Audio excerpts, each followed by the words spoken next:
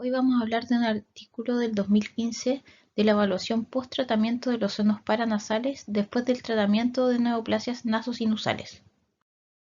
Hay una gran variedad de neoplasias que son benignas y malignas y que van a venir de la mucosa que va a revestir las cavidades nasosinusales y las estructuras submucosas.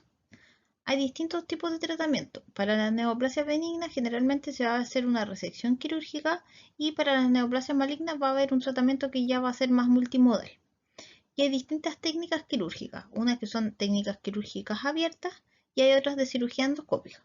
Las de cirugía endoscópica es ya más mínimamente invasivo y aunque al principio se usaba para afecciones inflamatorias, últimamente también se ha usado para tumores benignos. Incluso se ha usado como una alternativa en las neoplasias malignas. Nosotros siempre vamos a necesitar imágenes después de un tratamiento, porque pueden haber complicaciones intracraneales postquirúrgicas y también para poder hacer un seguimiento con la quimio y radioterapia. Lo primero que tenemos que ver es que tenemos que saber los hallazgos de imágenes que vamos a ver después de una neoplasia, después de una cirugía de una neoplasia, ya sea benigna o maligna, y después de la radioterapia. Lo otro es que tenemos que conocer también las neoplasias benignas y malignas y cuáles son los patrones de recurrencia y si es que estos tienen, por ejemplo, diseminación perineural como el carcinoma quístico adenoide. Lo otro que tenemos que ver es que necesitamos tener información del tipo de resección o reconstrucción quirúrgica y también tenemos que ver los hallazgos intraoperatorios que sean relevantes y los datos patológicos que van a dar o van a apuntar a tener un mayor riesgo de recurrencia. Y todo esto va a ser útil para poder ver un protocolo de imágenes que sea adecuado y así aumentar la precisión de la interpretación de los resultados de las imágenes. Vamos a tener estudios previos y también las imágenes actuales con los hallazgos clínicos también van a ayudar para minimizar la recidiva de estas neoplasias. Ahora vamos a ver las técnicas de imagen. La tomografía computerizada se va a usar más para descartar las complicaciones intracraneales agudas como la neumocefalia, la hemorragia y los defectos de la base del cráneo, los abscesos o las complicaciones orbitarias. Si hay absceso orbitario o intracraneal, hay que hacerlo con medio contraste. Y además estas imágenes en tomografía computerizada van a ser en reconstrucciones multiplanales en planos coronario y sagital, en ventanas de tejido óseo y de tejido blando. Ahora la resonancia magnética también se va a usar y es superior a la tomografía computarizada para poder ver enfermedades recurrentes o persistentes y también para ver la extensión espacial y ver complicaciones como por ejemplo la fuga del líquido cefalorraquídeo, la neuritis o la necrosis. La imagen ponderante 2 va a ser la que mejor va a discriminar las señales. Y estas se tienen que ver en los planos axiales y coronales. Ahora, las imágenes ponderante 1 también van a servir para ver la extensión de las anomalías óseas medulares y también esta es la base para las secuencias de contraste. Entonces, por ejemplo, el líquido deshidratado en T1 se va a ver hiperintenso. Lo otro que tenemos que saber es que todas las imágenes ponderantes 2 y en T1 se tienen que realizar en cortes que sean delgados de 3 milímetros o menos y tienen que tener alta resolución. En general, se va a necesitar solo técnicas de que reduzcan el tiempo y del movimiento solo en pacientes que no cooperan. Y según este paper, las imágenes ponderadas en T2 con saturación grasa no son útiles y no se deberían usar en lugar de la T2 estándar. Y esto porque la mayor parte de la información anatómica se pierde cuando hay supresión grasa y el rango de señales también se va a reducir y se va a alterar. Entonces la supresión grasa es ineficaz para poder ver las anomalías focales y las pueden simular. Bueno, las imágenes ponderadas por difusión tienen la ventaja, en oncología sobre todo, de discriminar el tumor de inflamación, y son buenas también para las imágenes post-tratamiento para diferenciar cambios inflamatorios que son esperados después de la recurrencia, del tratamiento de la recurrencia. Una señal alta en imágenes que es de valor V alto o V1000 y una señal baja en los mapas de coeficiente de difusión aparente van a sugerir recurrencia, pero un nivel de coeficiente de difusión aparente alto va a indicar inflamación. Ahora, las imágenes ponderadas en difusión se ve que tiene sí artefactos, sobre todo en las interfaces aire-grasa ósea, como el tracto nasosinusal. Ahora, una señal alta en B1000 en un cerebro también podría enmascarar alguna recurrencia en la base del cráneo. Y los clips metálicos también pueden dificultar la saturación de la grasa para poder hacer bien una interpretación.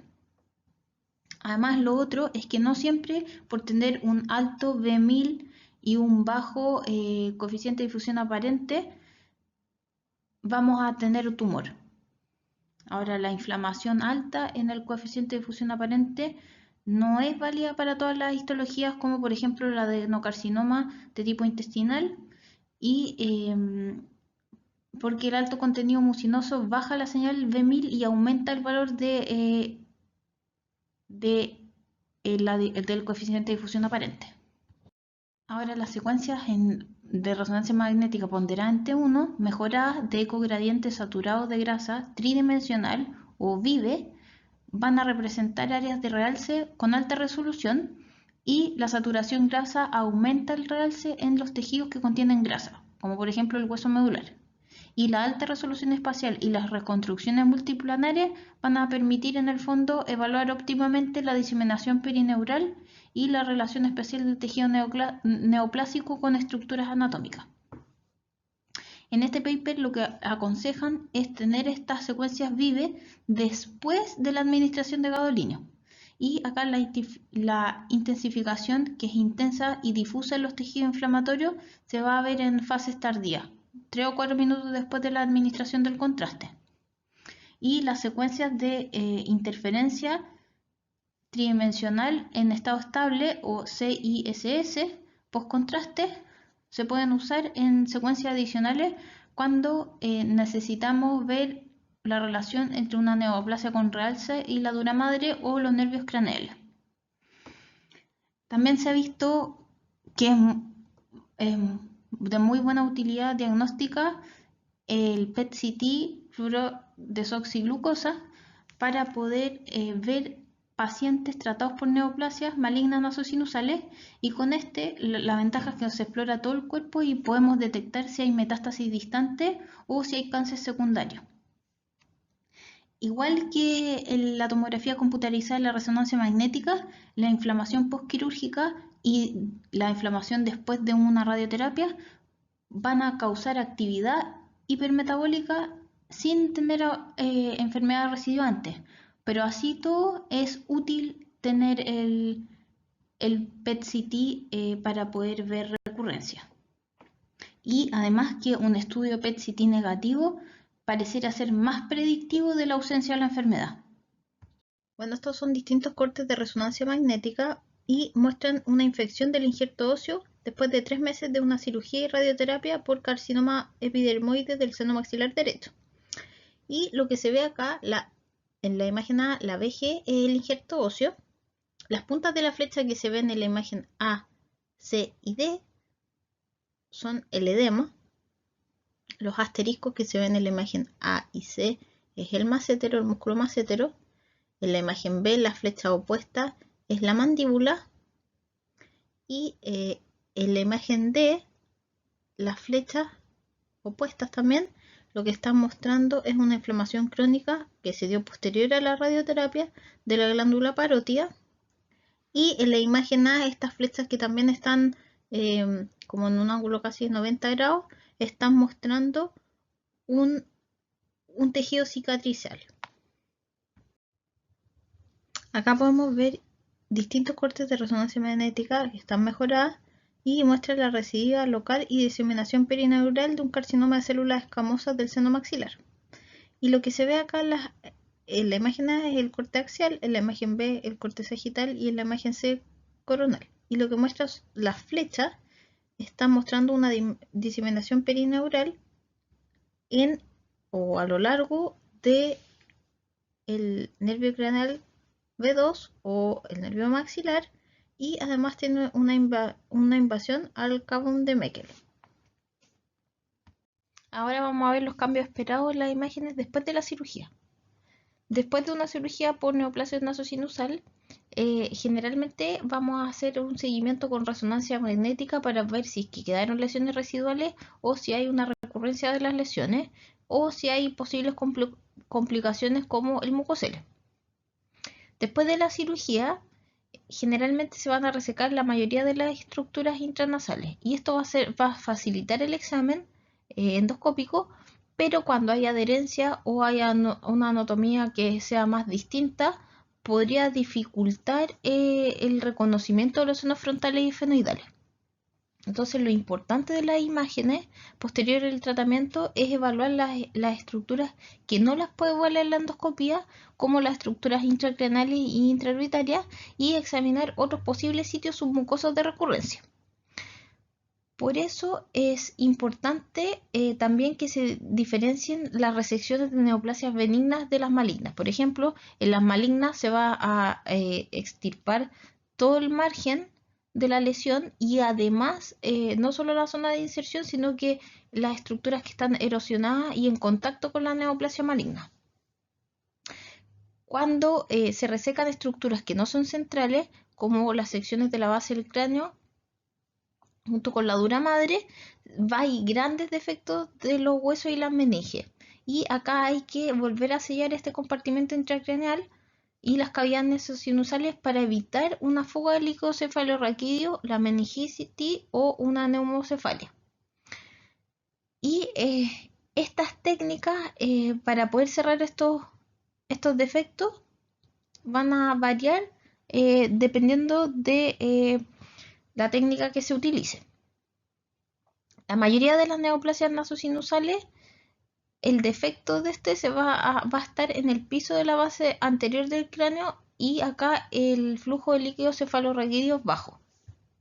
Acá esta tabla lo que muestra son las distintas posibilidades que se dan en distintas cirugías reconstructivas también en tratamientos de malignidades nasoetmoidales. Y acá lo que muestran es cómo se ve, por ejemplo, la pared medial de la órbita dependiendo de la técnica quirúrgica que elijan. La base anterior del cráneo, la reconstrucción de la base craneal, el contenido orbitario y la reconstrucción orbitaria. Otra técnica quirúrgica que se puede usar es la duroplastía. En resonancia magnética en T2 va a tener una señal variable interna, pero la superficie va a ser continua y regular, y se pueden ver cambios de grosor y señal mientras se va integrando el injerto. Puede haber edema de la mucosa, cambios polipoides delgados y lisos, cicatriz hiperplásica y tejido de granulación que puede explicar que haya un realce también variable.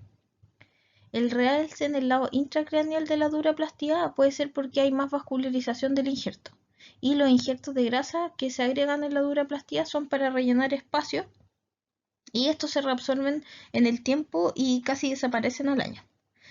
Las imágenes que deberían tomarse siempre es una resonancia magnética en T2 y en T1 en cortes sagitales y coronales, el T1 en realzada. Y esto porque con esto vamos a ver distintas intensidades de señal y hace más fácil diferenciar la duroplastía de una enfermedad recurrente. Y lo otro es que en estos planos sagitales va a ayudar a ver detrás de la pared posterior del seno frontal, que es más difícil ver en el plano coronal.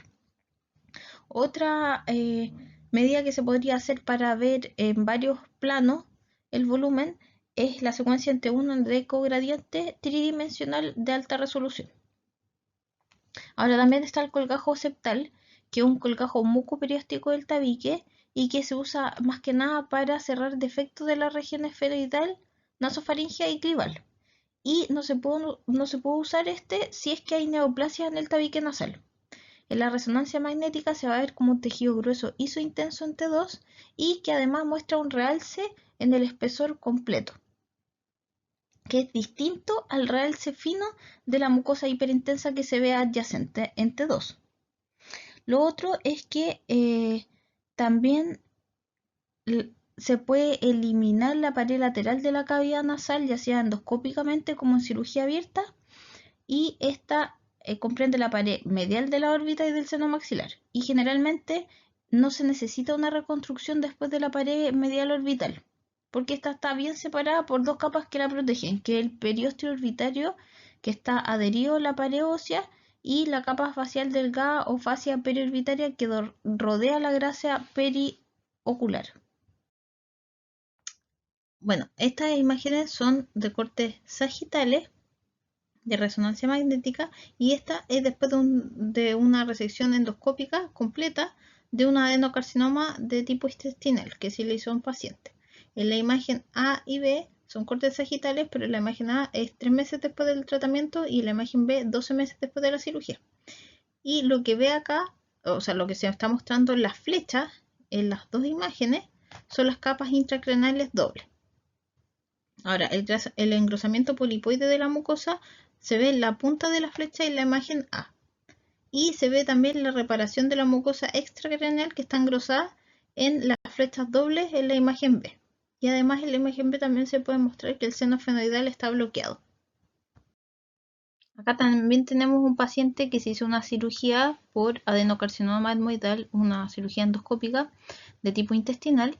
Y en la imagen A lo que podemos ver es una resonancia magnética en T1, que está mejorada. En la imagen B es en T2. En la imagen C es T1, pero sin realce. Y en la imagen D es T1, pero realzado. Todas estas son imágenes postoperatorias. Y lo que se puede ver en la imagen A, B, C y D, en la punta de la flecha, es el techo esfenoidal. En las puntas de las flechas que están pareadas, en la imagen A, B y C, lo que podemos ver es una capa intracraneal de la duroplastia. Y en la imagen C y D lo que vemos es un injerto de grasa, que son las flechas negras en la C y en la D. Y también lo que podemos ver en la flecha que es curva, en la imagen B, C y D, es muco atrapado en el seno esfenoidal que está bloqueado. Acá también es similar a la tabla anterior, que muestra las posibles como reconstrucciones que se pueden hacer en las malignidades del seno maxilar. Por ejemplo, hablan de una maxilectomía inferior, de una maxilectomía con endoscopía medial, una subtotal o una radical, y muestra cómo va afectando cada porción del seno maxilar, o sea, del proceso alveolar, del paladar duro, de la reconstrucción del paladar, de las paredes del seno maxilar o del seno etmoidal y de la órbita. La reconstrucción del piso de la órbita va a ser necesaria si que se extrae más de la mitad del piso, y puede hacerse con distintas técnicas, con material autólogo, como por ejemplo el proceso coronoide, o sintético, como una malla de titanio. La maxilectomía inferior o total es la extirpación parcial o completa del paladar duro, y acá va a generar un defecto grande que se puede reparar para restaurar esta separación anatómica y funcional entre la cavidad oral y el tracto nasosinusal. Este se puede hacer por colgajo de tejido libre óseo con la cresta ilíaca o la escápula, y así también se podrían usar después implantes dentales. En la tomografía computarizada y la resonancia magnética se puede ver estos componentes de los colgajes libres con señales específicas como la grasa, el músculo y la piel. También se puede usar el músculo temporal para poder reconstruir el paladar o rellenar la cavidad de la órbita, y acá el músculo se va a reconocer fácil porque tiene un patrón estriado y además es grueso. La aponeurosis se ve más densa en la tomografía computarizada y más hipointensa en la resonancia magnética en comparación con los haces musculares. Y lo otro es también buscar la forma de abanico del músculo, y sí, con el tiempo va a haber una atrofia del colgajo y se van a reemplazar estos haces musculares por tejido graso. El edema y el realce de los tejidos que van a rodear el colgajo se puede ver por meses después de la cirugía. Este es un paciente que tuvo carcinoma epidermoide y que está asociado a un papiloma invertido y al que se le hizo una reconstrucción después de una maxilectomía total y además cirugía del piso de la órbita. Y lo que se ve acá es que se usó un injerto óseo también para su tratamiento. Se puede ver un mucocele etmoidal, que es la letra M en la imagen A. Se puede ver el músculo temporal que está rotado, que es el TM en la imagen A. Y se puede ver el piso de la órbita que está prolapsado, que son las puntas de la flecha en la imagen A. Hay una cicatriz también que se ve en el asterisco en la imagen A, B y C. Y se ve un colgajo de grasa que es la F en la imagen B y C.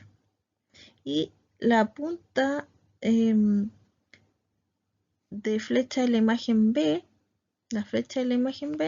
se puede ver este injerto óseo. La señal es hiperintensa dentro del injerto óseo en la imagen C y eso es por una supresión de grasa, que es inadecuada.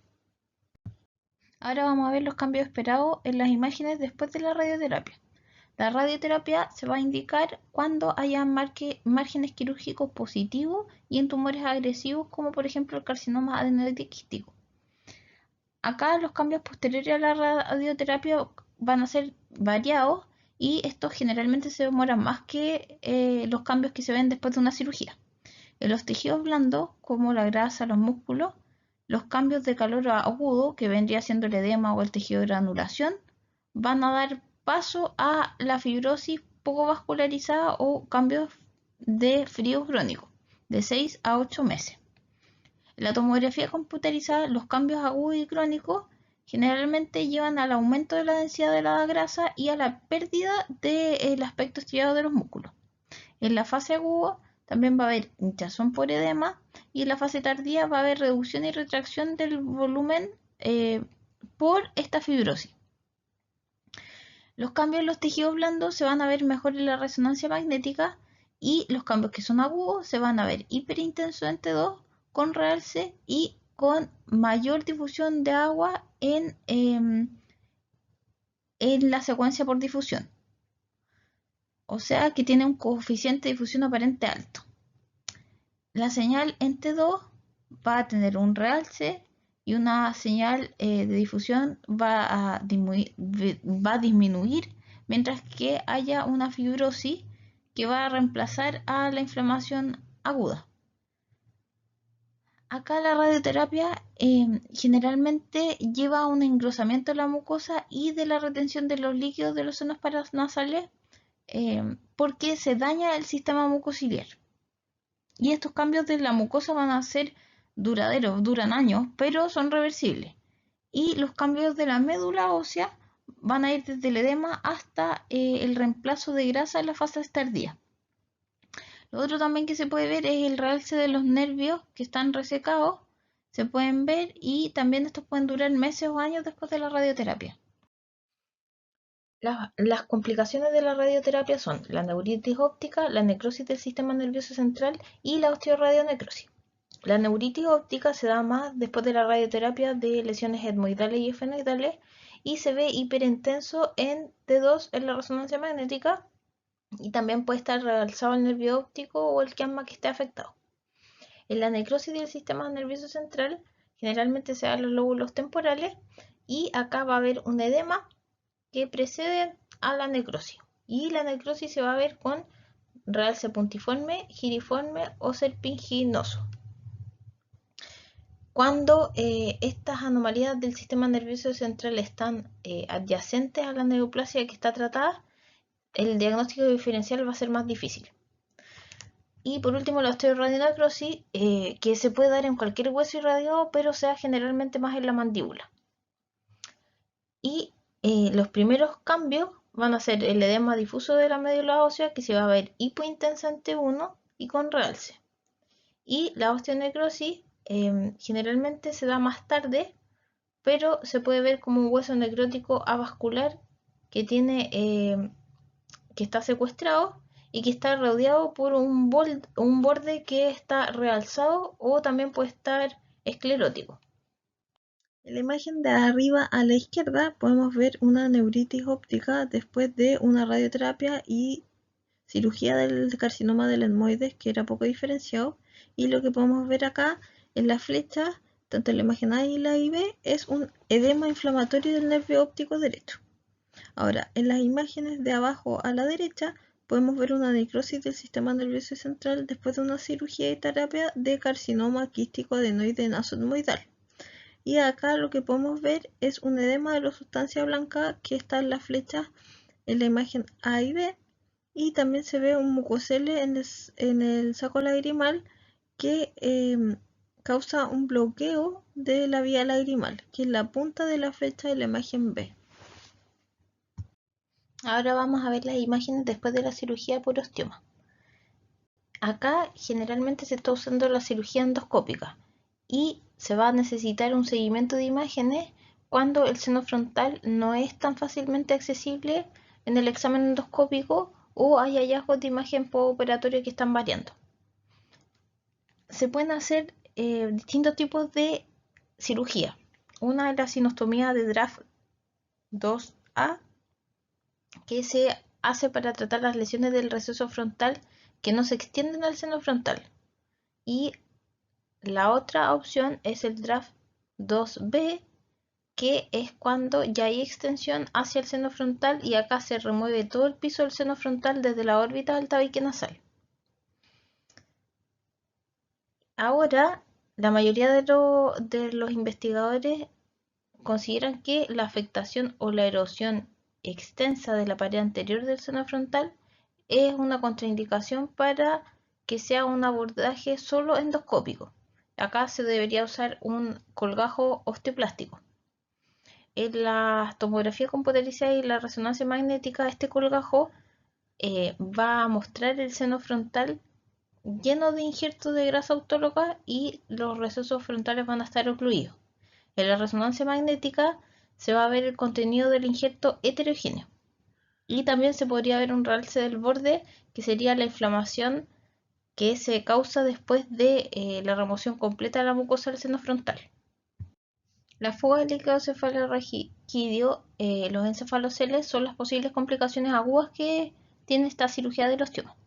Si las complicaciones no se reparan intraoperatoriamente, vamos a necesitar tomar tomografía computarizada y resonancia magnética.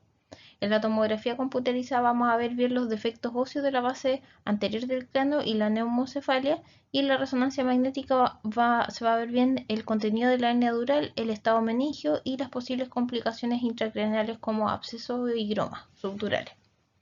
El mucosele es la complicación crónica más frecuente de la cirugía endoscópica del seno frontal por la oclusión del tejido cicatrizal en la vía de drenaje, que va a ser iatrogénica.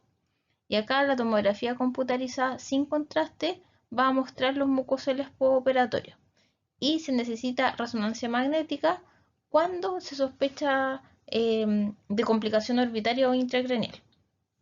Ahora, la tomografía computarizada también es superior a la resonancia magnética cuando se quiere ver osteitis crónica, que es una afectación que es de causa desconocida y que lleva a la formación de cicatrices. Entonces, no permitiría el drenaje del seno.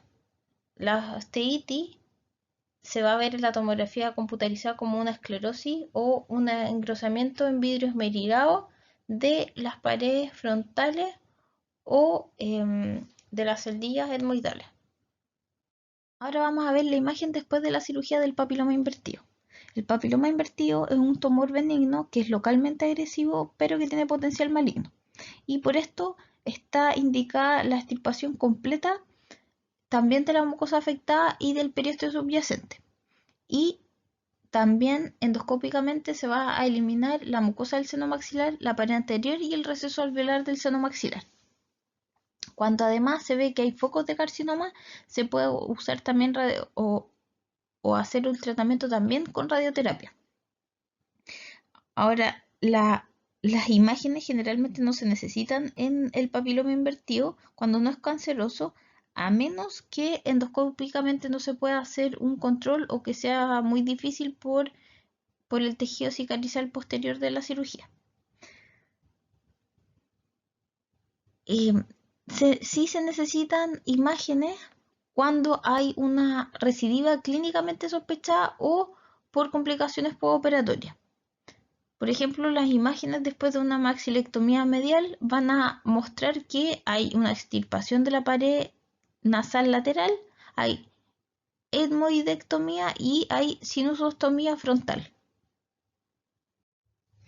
Lo que también se puede ver es una esclerosis ósea difusa en las paredes maxilares por una sinusitis crónica después de la extirpación mucoperióstica. Las complicaciones después de la cirugía van a incluir mucocele en los senos maxilares y frontales, fuga del líquido cefalorraquídeo, laceración de la periórbita y daño de la vía lagrimal. Tanto la resonancia magnética como la tomografía computarizada pueden mostrar los mucoceles y las complicaciones orbitarias intracraneales. Los papilomas invertidos recurrentes se van a ver igual que la enfermedad primaria.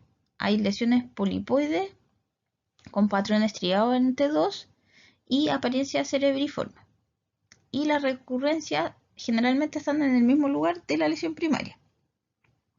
La resonancia magnética sí va a ser más sensible que la tomografía computarizada para diferenciar la recidiva del engrosamiento de la mucosa postoperatoria, que generalmente se va a ver homogéneamente hiperintensa en T2 y de la retención de líquidos que se va a ver homogénea en T2 y en T1, pero que no se realza después del contraste.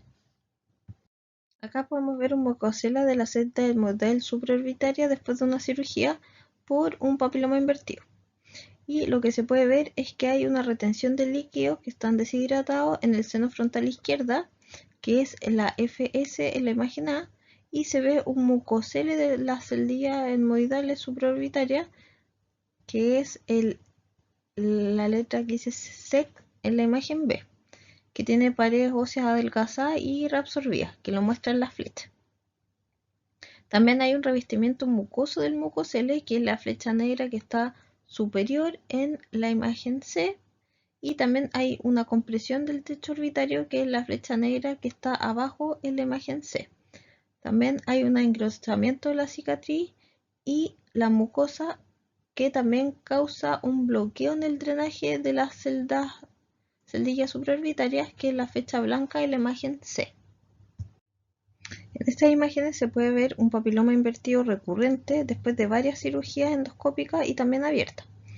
Y lo que se ve acá es que este papiloma invertido está adherido al piso anterior de la base del cráneo, que es la flecha en la imagen A y B, y también se ve la pared del seno frontal que está esclerótica después de la cirugía, que es la punta de la flecha en la imagen A.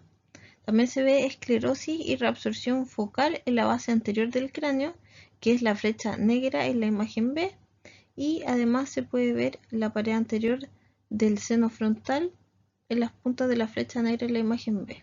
Y se puede ver la duraplastía después de la extracción del papiloma invertido, que son las flechas opuestas en la imagen C. Ahora vamos a ver las imágenes después de una cirugía de un angiofibroma juvenil. El angiofibroma juvenil es un tumor vascular que es benigno, pero que tiene un comportamiento agresivo y que afecta más a los hombres adolescentes. Este viene más de la fosa arterico-palatina y también generalmente va a haber erosión de la base esfenoide. Y este es el sitio de inserción del angiofibroma juvenil. Por eso es que hay que hacer una cirugía en esta zona para evitar la recurrencia.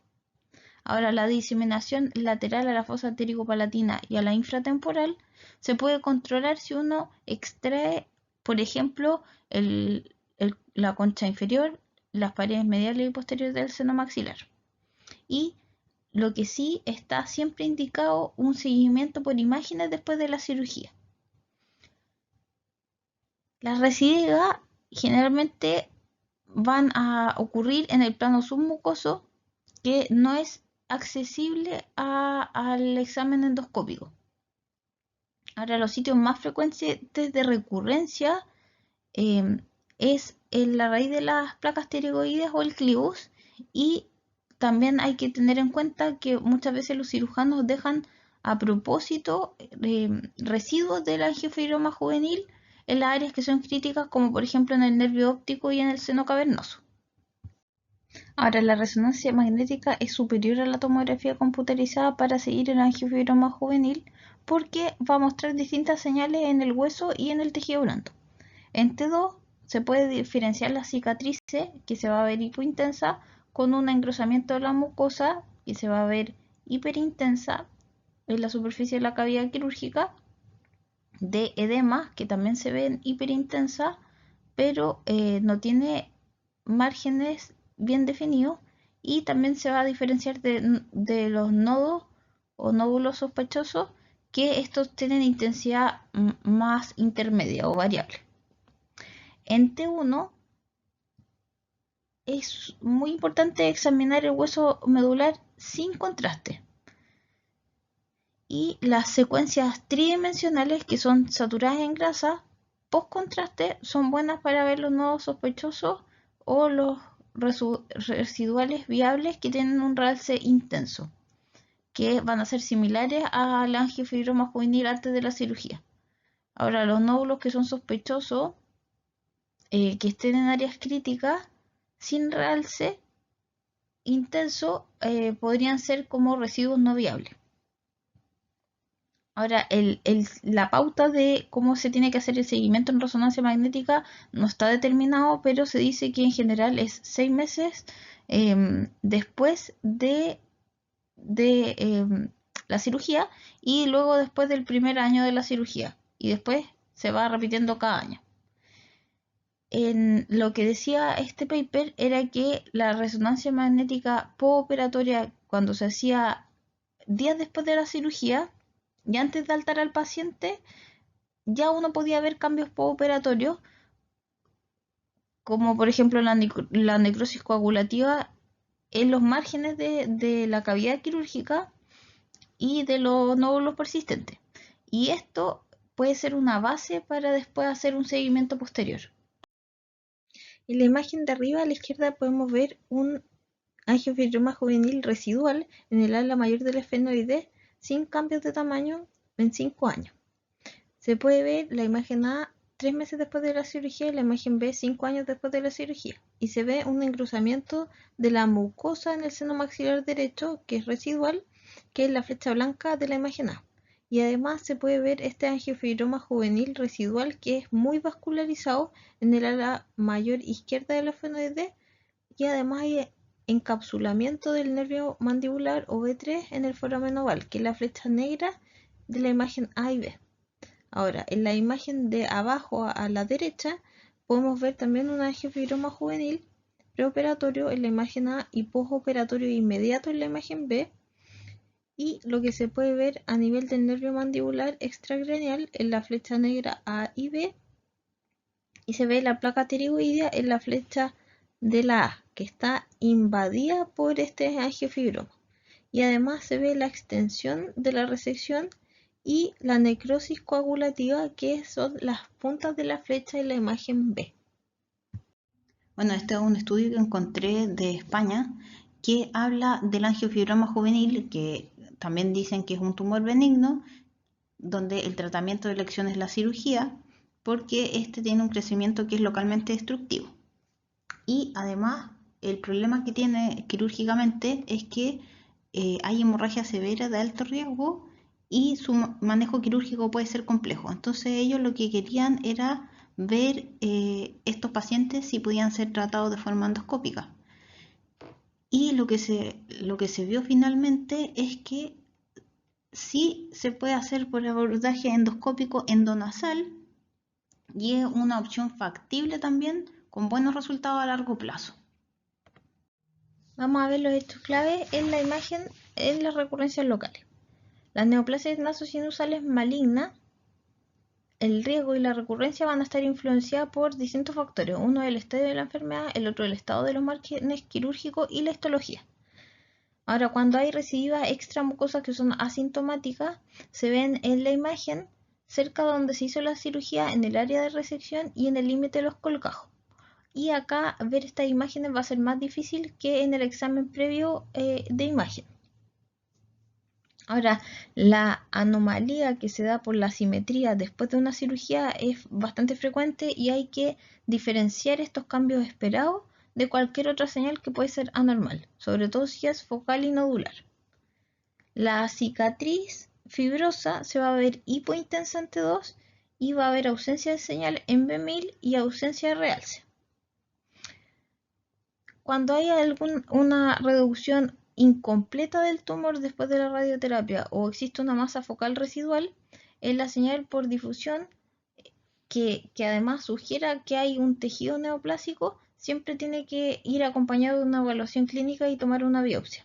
Por esto es muy importante también tener la resonancia magnética inicial para tenerla como referencia. Ahora, cuando hay estabilidad de tamaño y hay aumento en el ADC, que es mayor al 25% o al 30% en el coeficiente de difusión aparente, va a haber un realce más bajo que va a sugerir que es un tejido que no es neoplásico. Lo otro es que hay patrones adicionales de recurrencia que va a ser la diseminación perineural, la metástasis ósea y cerebral. Entonces, por esto hay que tener más ojo todavía en el adenocarcinoma nasoetmoidal, en el neuroblastoma olfatorio, en el melanoma mucosa y en el carcinoma adenoide quístico de las glándulas salivales menores. Por ejemplo, en el neuroblastoma olfatorio genera metástasis ganglionar y el melanoma mucoso también tiene un comportamiento más agresivo y las recurrencias son frecuentes. Y hay más riesgo de metástasis también y diseminación submucosa y subperióstica. Y en el fondo siempre hay que evaluar si hay alguna una afectación nodal. Acá podemos ver un paciente con neuroblastoma olfatorio recurrente después de la cirugía y lo que podemos ver acá es que hay metástasis dural cerca de la duraplastía, que es la flecha recta que está en la imagen A. Y además se ve el tumor que es recurrente, que es un asterisco en la imagen B, que se ve menos realzado que la duraplastía y además que está en la superficie intracraneal, que son las flechas cortas de la imagen B. Ahora hay una mejora de la diseminación, que es la punta de la flecha B, y hay un engrosamiento dural en el techo de la órbita derecha, que es la flecha doble, que es larga en la imagen B. Y también hay una reacción mucosa en la superficie nasal, que es la flecha curva en la imagen A y B. En este paciente podemos ver una recidiva submucosa de un carcinoma adenoide quístico en el seno maxilar izquierdo después de una maxilectomía total y de su reconstrucción. Lo que podemos ver acá en T2 es que es superior a T1 post contraste para poder ver la señal de la recidiva submucosa, que son las flechas curvas en la imagen A y en la imagen B. Esta mucosa adyacente está engrosada, que lo muestra la punta de la flecha en la imagen A y B. Y para mostrar que el tumor está dentro o confinado en el hueso, que está hipointenso, en la línea de plana etmoidal en las flechas negras de la imagen A. El músculo temporal, que se ve en la flecha negra de dos cabezas, se muestra que está girado, y en la BG, que está en la imagen A y B, es el injerto del hueso. Y se ve también una mejora en la imagen ADC que indica la recurrencia, que es donde está la flecha doble en la imagen C y D. Acá lo que podemos ver es una metástasis ósea de un adenocarcinoma del etmoides de tipo intestinal después de una cirugía que fue abierta.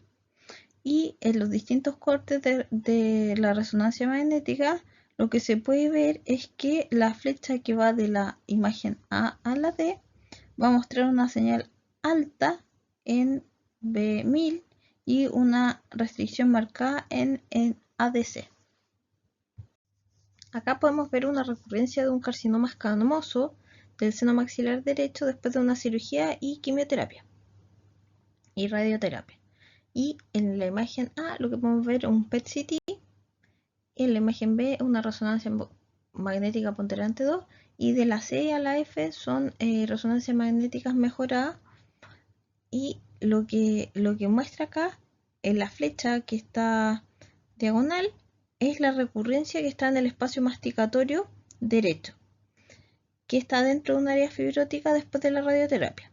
Y lo que se ve es que hay un alto metabolismo en el PET-CT, hay baja señal en la imagen B de la resonancia magnética en T2 y se ve que esta señal va a ir aumentando por la inflamación que está adyacente, que se ve en la imagen D y E que está en la otra flecha.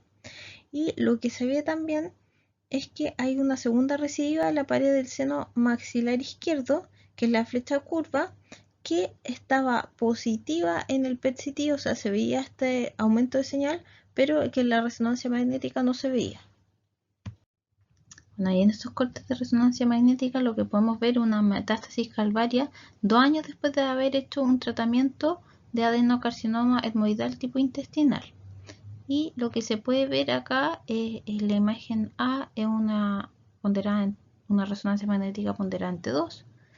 En la imagen B también está ponderante 2, pero es una corte axial, el de la A es coronal.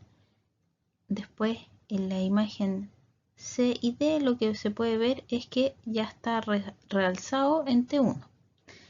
Y lo que podemos ver en la flecha en la A es que la metástasis es de contenido mucinoso y lo que está mostrando es una señal hiperintensa. Ahora, la capa dural que limita con la extensión de la metástasis va a mostrar una señal de línea continua, que es hipointensa en T2 y se realza en T1, que es las flechas dobles que muestran en la imagen B y D. Y también se puede ver la erosión cortical del ósea interna en la imagen C, donde está mostrando la punta de la flecha en T1.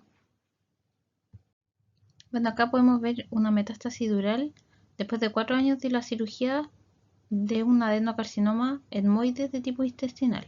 Y acá podemos ver distintos cortes de resonancia magnética en T1, que son coronales, de la A a la C, y la flecha lo que están mostrando es esta metástasis dural que es asintomática. Bueno, a modo de resumen, el objetivo de tener imágenes de seguimiento en pacientes que se trataron de neoplasias sinusales es ver si es que hay alguna recidiva submucosa. Y el desafío va a estar en saber discriminar este tejido recurrente de la curación después de la cirugía y la radioterapia. La cicatriz, la inflamación y la recurrencia se van a ver mejor en resonancia magnética en distintas secuencias.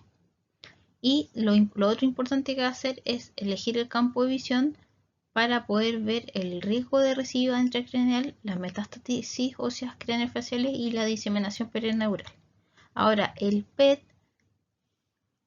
sirve para poder ver o evaluar metástasis a distancia, pero todavía no se sabe si o no se ha establecido la utilidad que tiene este en la vigilancia local y regional.